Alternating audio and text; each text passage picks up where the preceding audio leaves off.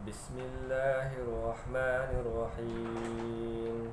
فأما الإنسان إذا ما ابتلاه ربه فأكرمه ونعمه فيقول ربي أكرمن وأما إذا ما ابتلاه فقدر عليه رزقه فيقول ربي أهانن كلا بل لا تكرمون اليتيم ولا تحاضون على طعام المسكين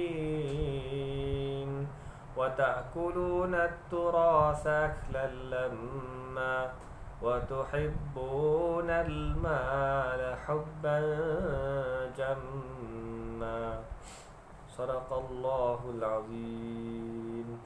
Suratul Fajr ayat 15 sampai 20. Maka ada pun manusia apabila Tuhan mengujinya lalu memuliakannya dan memberinya kesenangan, maka dia kata Tuhanku telah memuliakanku. Namun apabila Allah Ta'ala mengujinya, membatasi rezekinya, maka dia berkata Tuhanku telah menghinaku. Sekali-kali tidak.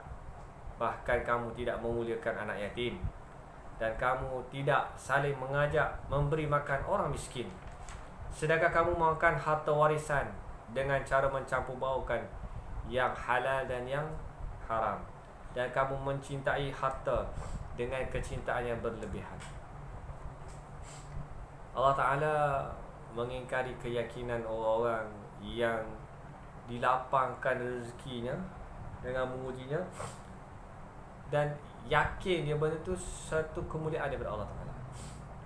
Tak semestinya kalau kita tengok orang yang Allah Ta'ala bagi kelimpahan harta yang begitu banyak, kesenangan yang begitu banyak, tidaklah bermakna Allah SWT memuliakan orang tersebut.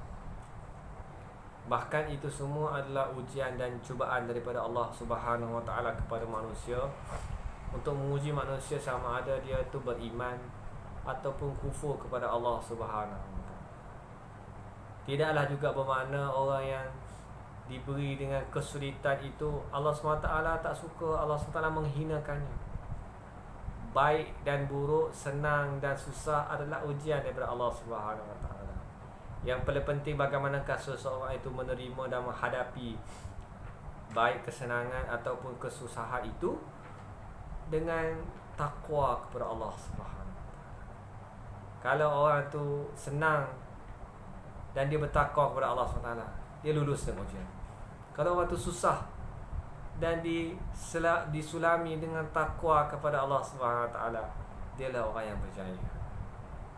Ayahsabuna annama numidduhum bi min malin wa banin nusari'u lahum fil khairat bal la yash'urun.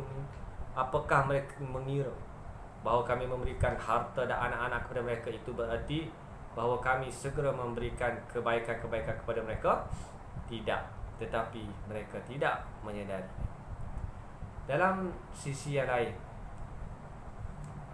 manusia ketika ditimpa dengan ujian, cubaan, dugaan, kemudian disempitkan rezekinya, ada manusia yang menyangka Allah Ta'ala telah menghinakannya. Sedangkan Allah SWT mengatakan kalla bal la tukrimun, kalla, sekali-kali tidak, bahkan tidak, yakni tidaklah seperti yang mereka sangkakan. Tidak seperti yang dikatakan orang yang pertama tadi ataupun orang yang kedua tadi. Orang pertama tadi kata kalau Allah bagi keluasan rezeki, Allah Ta'ala memuliakanku. Tak semestinya. Orang yang kedua kata kalau Allah Ta'ala memberi aku kesusahan dan kepayahan, Allah Ta'ala menghinakanku. Tidak semestinya. Allah Ta'ala menyangkal kedua-dua kenyataan ini. Kalla, tidak, sekali-kali tidak. Sebab Allah Ta'ala tetap memberikan harta kepada orang yang disukainya maupun orang yang tidak disukainya. Allah Ta'ala sempitkan juga rezeki kepada orang yang disukainya dan orang yang tidak disukai oleh Allah Subhanahu Wa Ta'ala. lantaran daripada orang tu taat atau derhaka kepada Allah Subhanahu wa taala. Bal la tukrimuna al-yatim. Bahkan kamu tidak memuliakan anak yatim. Dalam ayat ini ada perintah untuk memuliakan anak yatim. Dari Abu Daud meriwayatkan dari Sahal, yakni Ibnu Sa'ad, bahawa Rasulullah SAW bersabda, saya dan anak yatim ini dan orang yang menanggung menguruskan anak yatim seperti dua jari ini di dalam syurga. Maknanya Nabi SAW suka dengan orang yang memelihara anak yatim, berbuat baik kepada anak-anak yatim. Kalau ada anak yatim sekeliling kita, ada anak murid kita contohnya yang anak yatim, kita berbuat baik kepada dia, kan, membantu dia, memuliakan dia. Nabi SAW kata, aku dan orang-orang yang menguruskan anak yatim ini seumpama dua jari ini di dalam syurga. Mudah-mudahan Allah SWT menggolongkan kita di kalangan orang yang disebut oleh Nabi SAW. Wala tahadduna ala ta'amil miskin, dan kamu tidak saling mengajak memberi makan orang miskin. Yakni mereka tidak mahu memerintahkan untuk berbuat baik kepada orang-orang fakir dan miskin. Tidak juga menganjurkan hal itu sama lain. Wa ta'kuluna turasa aklan lamma, sedangkan kamu makan harta pusaka, harta warisan, yakni harta yang diwariskan oleh si mati.